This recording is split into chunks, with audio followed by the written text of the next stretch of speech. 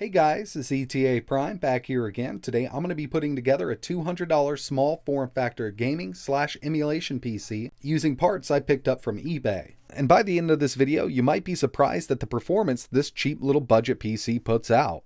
So for starters, the whole base of the unit is an Optiplex 3010. This is the small form factor version. You can go ahead and get the mini desktop if you'd like and put a bigger graphics card in it, but these are pretty cheap right now, ranging anywhere from $45 to $65. I was able to get this one shipped to my door for $62. We have 4 GB of RAM, a 500 GB Western Digital Blue hard drive, and an i5 3450 CPU at 3.1 GHz. So I obviously chose the small form factor version, but I do recommend getting the mini tower version. You can find them for around the same price, and you'll have a lot more upgrade options like power supplies and bigger GPUs.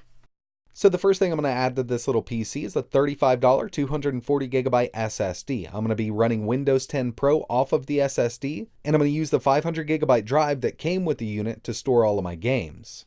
You might also want to order an extra SATA cable. These are about $2 on eBay. Since the Optiplex I ordered only had 4 GB of RAM, I went ahead and ordered an extra stick. This is just a cheap 4 gig stick from eBay. I paid $13 ship for this, but I have seen them as low as $9. Now, if you're looking to do this to one of these small form factor PCs, make sure you have an extra RAM slot free. Some sellers might put two 2 GB sticks in there to make 4 gigs of RAM, but luckily the one I picked up had a single stick and that was 4 GB right out of the box. So when I add this, I'll have a total of 8.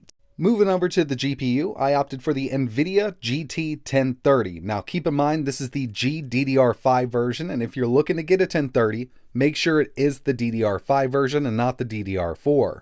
I originally wanted to put a low profile Radeon 550 in here, but I personally can't find any for a good deal on eBay or anywhere online, so I opted for a $75 GT 1030. Yes, there are other graphics cards that you can use in here, but this is what I chose, and I'm going to try to keep the price as low as possible on this machine. And finally, a couple extras. Now this is included in the total price: a USB AC Wi-Fi adapter and a Bluetooth 4.0 dongle just so I could connect my Bluetooth controllers to it. This isn't completely necessary, but it does come in handy down the road. Now keep an eye out on Facebook Marketplace, Craigslist, OfferUp, and sites like that because you can and will find Optiplex units with better specs for cheaper than I paid here. Trust me, they're all over the place, but you gotta be ready to buy when that's posted because it might go fast. So I'll give you a quick rundown on how I got this set up. So this did have a disk drive pre-installed. I'm going to be getting rid of this to make room for an SSD. Unfortunately, it's going to leave a hole in the front. Now you can find some way to block this off or just leave it like it is. I personally don't mind having it opened up. Now it's time to add that extra stick of RAM. I just need to get the hard drive caddy out of the way.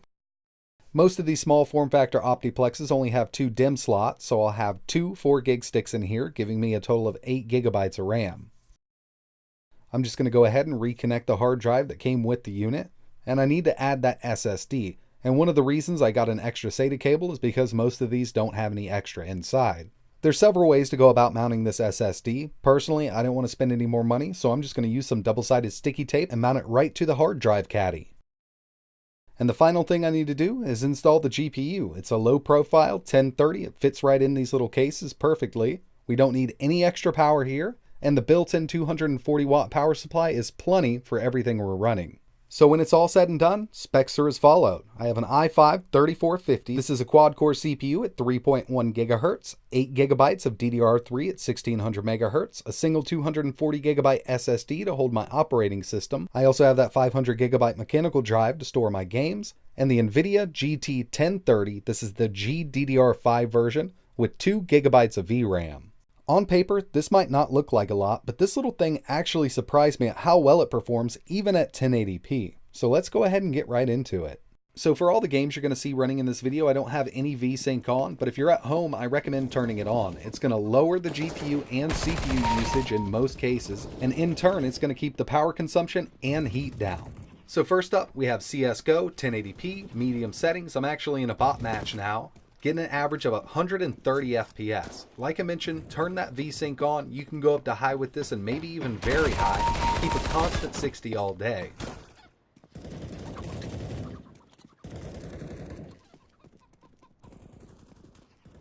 Next on the list, GTA 5, 1080p, normal settings with the DirectX 11 back in. I threw it on normal because I wasn't expecting to get this kind of performance, but we're getting an average of 79 FPS. Turn VSync on, jack some of the settings up, and you're good to go with this one.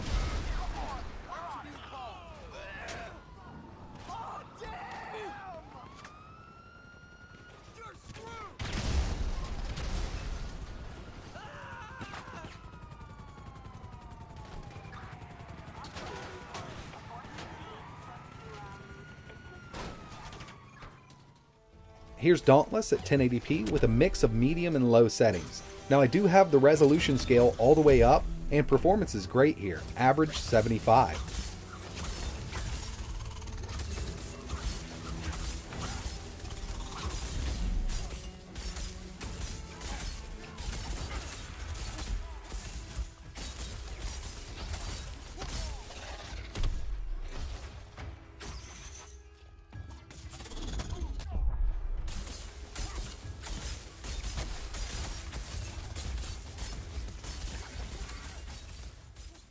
Rocket League 1080p performance settings. I really wasn't surprised to see this kind of performance out of this game. It's a little easier to run, getting an average of 170 FPS.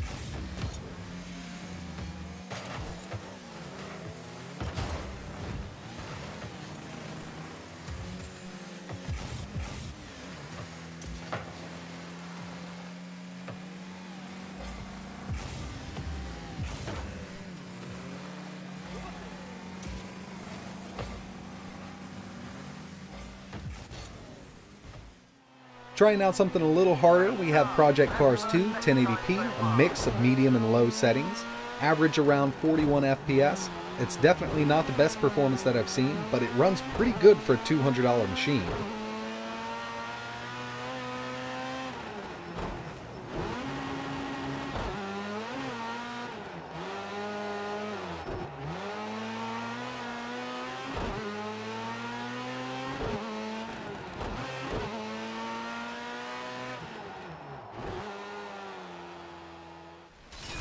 Skyrim, 1080p, medium settings. I'm getting a pretty decent frame rate here. We're almost locked at 60. It does drop down every once in a while, but it's fully playable.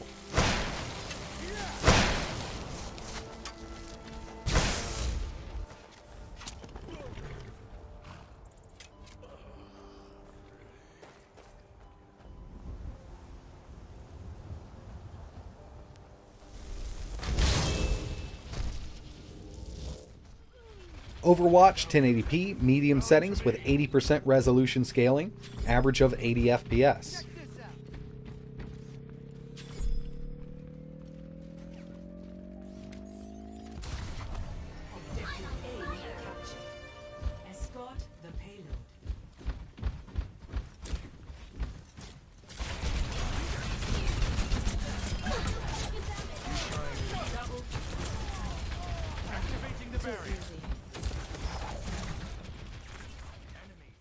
And finally, at least for this video, we have Red Dead Redemption 2. Keep in mind, we're on a tight budget here, so we had to drop it down to 720p, low, but we're getting an average of 32 FPS. This is just a harder one to run in. It does require some beefy specs to get this at 1080p 60. This little machine just isn't going to cut that.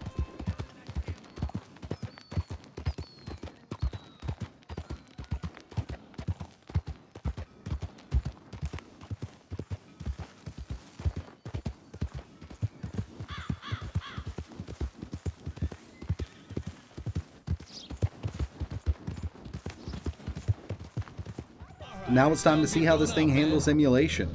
Dreamcast, using the Redream emulator, Crazy Taxi 2, 2560 by 1920. As long as the game is compatible with the Redream emulator, you'll be able to play it at full speed. I'm the man.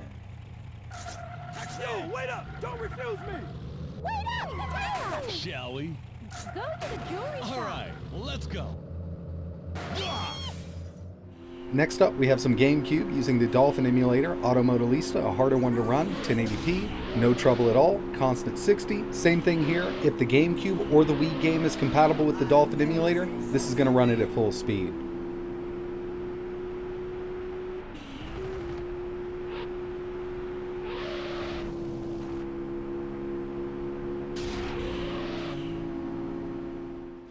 We also get some pretty decent 3DS emulation on this machine using the Citra emulator.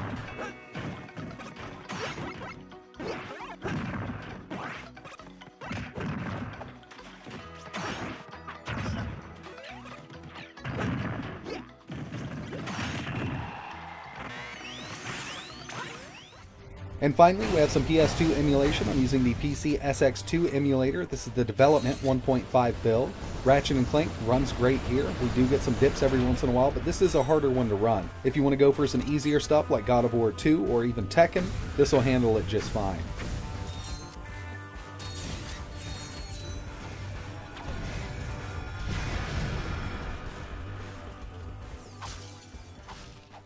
So in the end, I think this little thing puts out some really great performance for the price. At $201, it's kind of hard to beat. As far as gaming performance goes, this beats all the APUs that I've tested, the 2200G, the 2400G, 32, and 3400G, but you got to keep in mind we're pretty much already maxed out with this tiny system. Down the road, you could always add a different GPU like the 1050 Ti, but you got to keep in mind we're limited by the power supply. It is possible to do. I've done it in the past and I haven't run into any issues, but that power supply will pretty much get maxed out with that 1050 Ti in it. So it's up to you. If you want a game now, you can build something like this for around 200 bucks, or you could save the cash that you would put into something like this and put it towards something higher end down the road. So that's pretty much it for this video, guys. I really appreciate you watching. I will leave links in the description for everything used in this video. If you have any questions or you want to see anything else running on this rig, just let me know in the comments below. But like always, thanks for watching.